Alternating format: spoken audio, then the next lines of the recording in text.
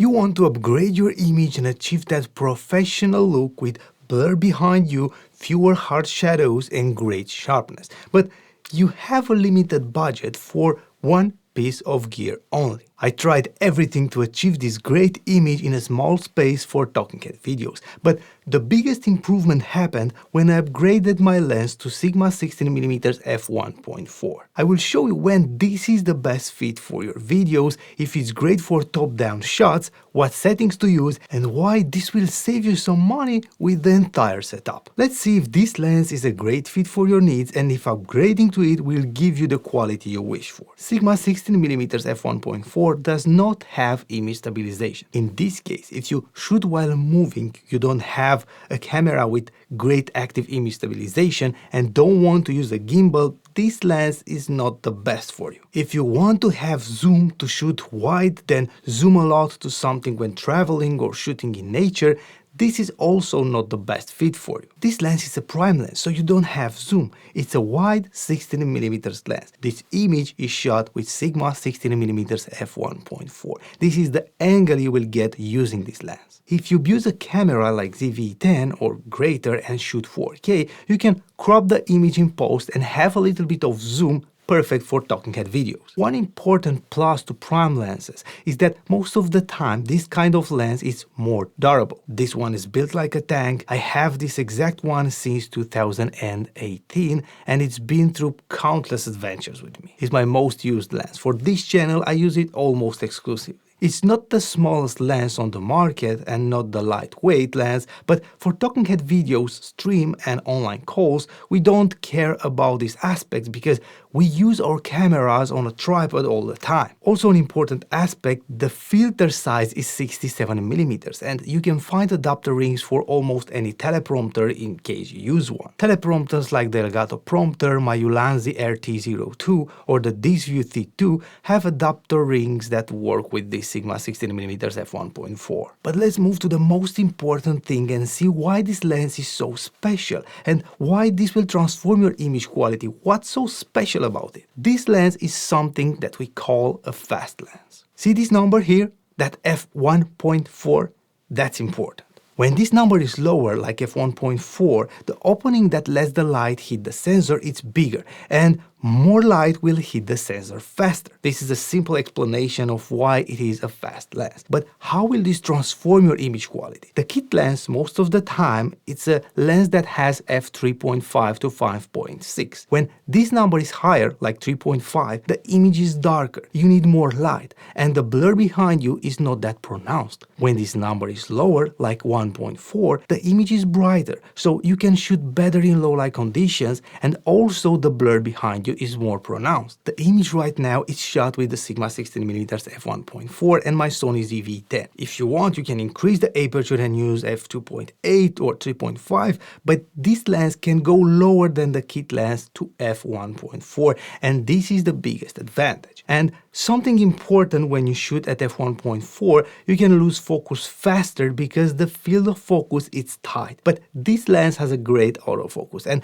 even at f1.4, the focus will be perfect if you use the right settings according to your camera or use the eye tracking. Now, some creators ask me if they could use this lens for top-down shots, and others what to do to avoid the hard shadows on top-down shots. Guess what?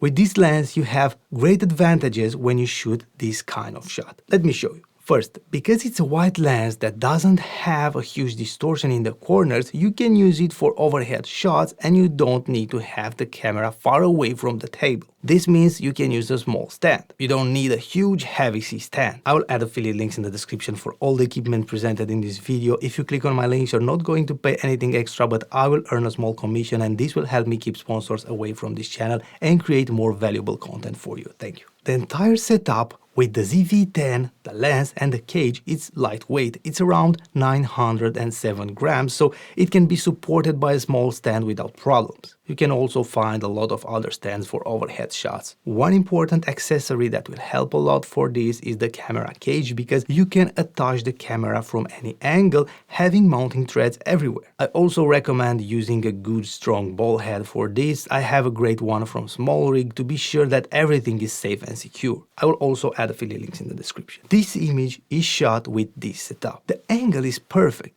If you want, you can make some zooms in post-production. The blur to focus the viewer's attention on what you want, it's great. And if you want, of course, you can use f4 as an example and obtain a wider field of focus. But because this lens has a small minimum focus distance of 25 centimeters, you can bring the object that you shoot super close and create that pronounced blur and concentrate the attention on exactly what you want. A great thing about using an f1.4 lens for overhead shots is that you can do it with less light. To avoid hard shadows, I bounce the light from the ceiling above the table, set the lens at f1.4 and increase the ISO until I have the right exposure. And because the light is bounced from the ceiling and it's extremely diffused, I don't have a hard shadow on the table that can be distracting and annoying. This lens is great for this application. For overhead shots, I use 24 fps, shutter speed 1/50, f between f1.4 and f4 according to what I have to shoot, and I increase or decrease the ISO until I have a proper exposure. Now let me show you the measurements that I have in this room to understand how great is this for small spaces and how will this lens save you some money. And if you find this video useful, don't forget to press the like button and maybe consider subscribing. Thank you. The distance between me and the camera right now is 1.7 feet. The distance between me and the background is only 4.3 feet, and I have a great pronounced blur behind me with this small distance. When you use a teleprompter, if you are this close, you can make the round of the text smaller exactly as the lens, so that you won't move your eyes too much. This way you will not look strange when reading. This is a great trick for teleprompters.